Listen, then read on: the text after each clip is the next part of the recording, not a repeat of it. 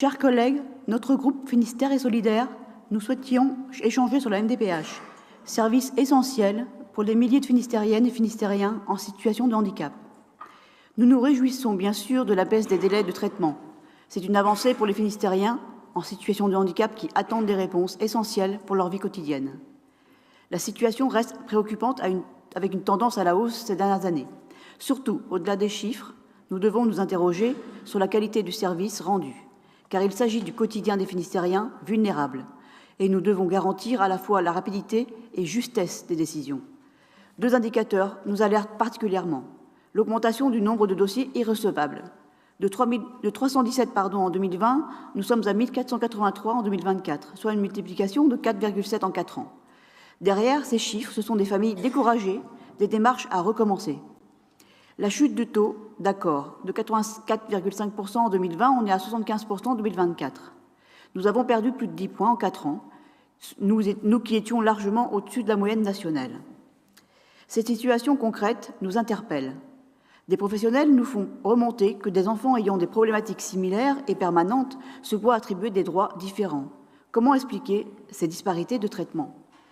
Plus préoccupant, nous constatons des baisses des droits AESH pour des enfants dont les besoins sont pourtant permanents. Comment justifier qu'un enfant avec des problèmes constants voit son accompagnement diminuer? La recherche de rapidité ne conduit-elle pas à une standardisation des réponses, au détriment d'une évaluation personnalisée? La rapidité ne doit jamais se faire au détriment de la justesse des décisions. Nous soulignons l'avancée que propose la délib 4 de la CP que nous verrons tout à l'heure pour l'enregistrement en ligne des dossiers sur IODAS et le GED dans plusieurs DETAS. Comme ma collègue Gaëlle Danegui vous l'a déjà proposé, nous vous suggérons de ne pas attendre d'ouvrir une antenne d'Arkea Park en 2028.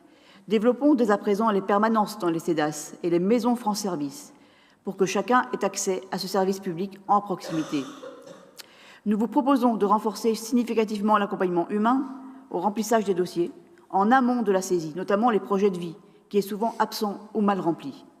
Dans ce contexte, nous restons vigilants sur le climat au travail des agents de la MDPH qui, pris en étau entre l'augmentation des demandes, la pression sur les délais et leur volonté d'accompagner dignement les usagers, quel sens donnent-ils à leur travail?